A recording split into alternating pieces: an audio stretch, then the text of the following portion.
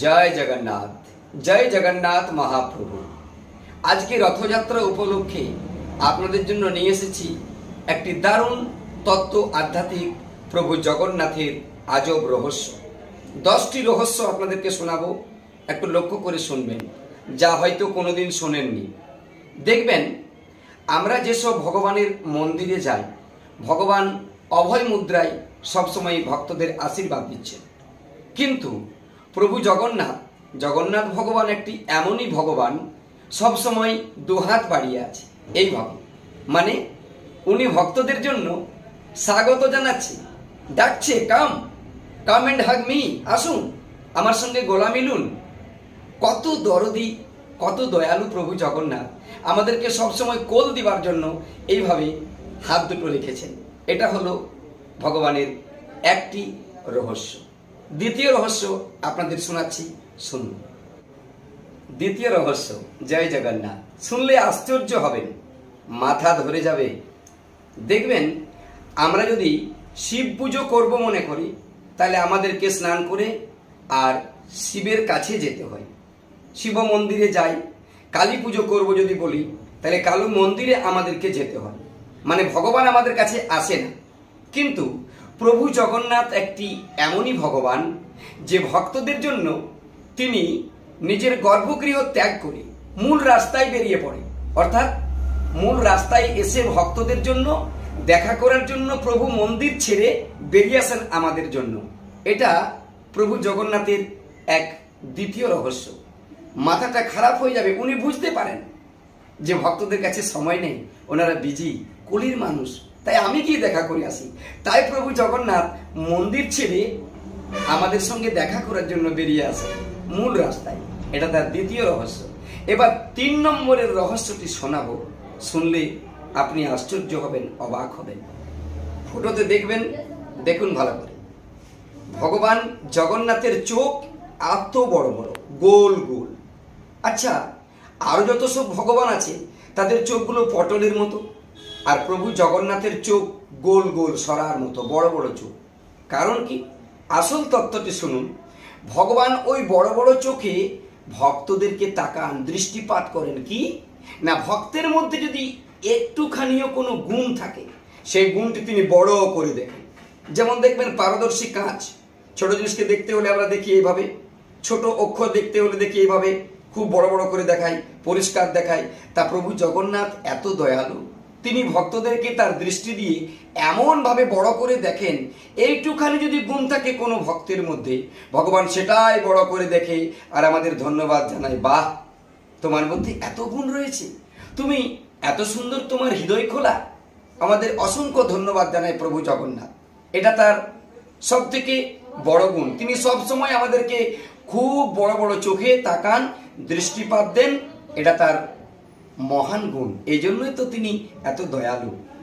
এবার আসছি পরের রহস্যতে, শুনুন ভালো করে, ভগবানের আরেকটি জগন্নাথের আজব রহস্য। জয় প্রভু জগন্নাথ। পরের আশ্চর্যটি শুনুন। আমরা খেতে সবাই ভালোবাসি, ঠিক তেমনি প্রভু জগন্নাথও লাভস টু ইট, খাবার খেতে প্রচণ্ড ভালোবাসেন। তাই তিনি পৃথিবীতে পুরীধামের মধ্যে তিনি সব সময় খাবার খেতেই থাকেন। এই জন্য প্রভু জগন্নাথের জন্য দেখবেন খুব বড় কিচেন। এত বড় কিচেন পৃথিবীতে আর কোথাও নেই, যতটা প্রভু জগন্নাথের জন্য যেখানে ভোগ রান্না হয় পুরীতে, সেই কিচেনটি এত বড় আছে।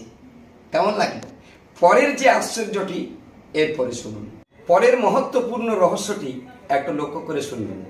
জগন্নাথ পুরীধামে যদি আপনি হাঁটতে পারেন, এক পা করে যদি হাঁটেন, প্রতিটি পায়ে, প্রতিটি পদক্ষেপে আপনার পৃথিবীতে যত পুণ্য তীর্থ আছে, সেখানে ঘুরলে যতটা পুণ্য হবে, প্রভু জগন্নাথের আঙ্গিনার মাঝে প্রভু জগন্নাথ মন্দিরে গিয়ে পুরীধামে যদি এক পা হাঁটেন, আপনার সেই পুণ্য ফল অর্জন হবে। এবার প্রভু জগন্নাথের ওখানে যদি আপনি ঘুমিয়েও যান, মন্দিরে ঘুমিয়ে গেলেন, আপনার তাতেও পুণ্য ফল হবে। এ কথা আমি বলিনি, শাস্ত্রে প্রমাণ আছে। মা লক্ষ্মী একবার ধর্মরাজকে বলছিল যে জগন্নাথ মন্দির প্রাঙ্গণে গিয়ে যদি আপনি যেটুকু শব্দ উচ্চারণ করবেন, আপনি মন থেকে যে শব্দটাই উচ্চারণ করবেন, সেটাই মহামন্ত্র পাঠে যে ফল হয়, সেই মহামন্ত্র পাঠের ফল আপনি ওই জগন্নাথে পাবেন।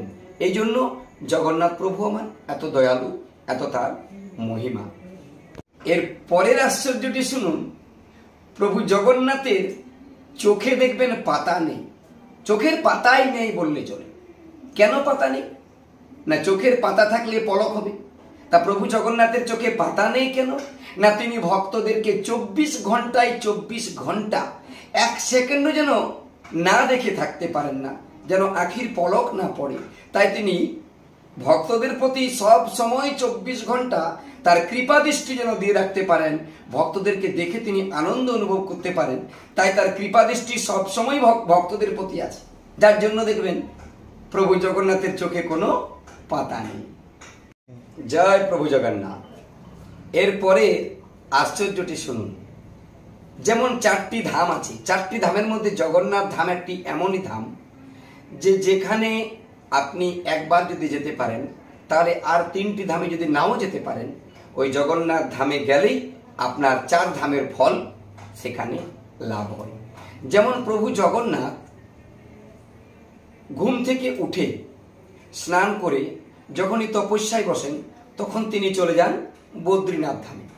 তারপর যখন তিনি শৃঙ্গার করে রাজ্য চালাবার ভারলেন তখন তিনি চলে যায় দ্বারকায়। আর তারপর তিনি যখন মনে করেন একটু বিশ্রাম করব, তখন তিনি বিশ্রাম করার সময় চলে যায় রামেশ্বরমে। আর যখন তার খাবার খেতে ইচ্ছা হয় অফকোর্স তখন চলে আসে জগন্নাথপুরী ধামে, কারণ সেখানে এলে অভাব নেই ভক্তদের সঙ্গে।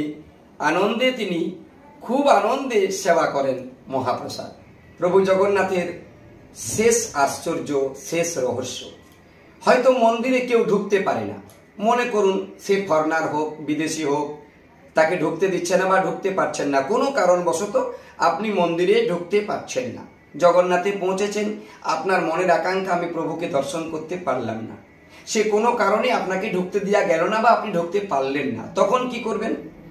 আপনি দেখবেন কোনো সময় জগন্নাথ মন্দিরে গিয়ে, যেমন শিব মন্দিরের উপরে দেখবেন ত্রিশূল থাকে, দেখলে বোঝা যায় এটা শিব মন্দির।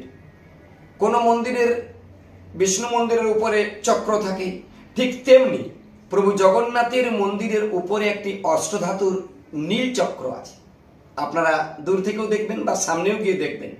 যদি কেউ ঢুকতে না পারেন, আপনারা বিকেল বেলার সময় দেখবেন সেই অষ্টধাতুর চক্রে যখন ঝান্ডাগুলোকে বাঁধা হয় তখন সবাই দর্শন করে। এই দর্শনটা কি করে, কেন করেন না? যারা ঢুকতে পারেন না তারা যদি বাইরে থেকে ওই অষ্টধাতুর নীল চক্রটাকে দর্শন করতে পারেন, তা শাস্ত্রে জগন্নাথ সারাবলিতে পরিষ্কার করে লেখা আছে, প্রভু জগন্নাথকে সাক্ষাৎ দর্শন করলে যে পুণ্য হয়, ওই অষ্টধাতুর নীল চক্রকে দর্শন করলেও সেই পুণ্যটাই হয়।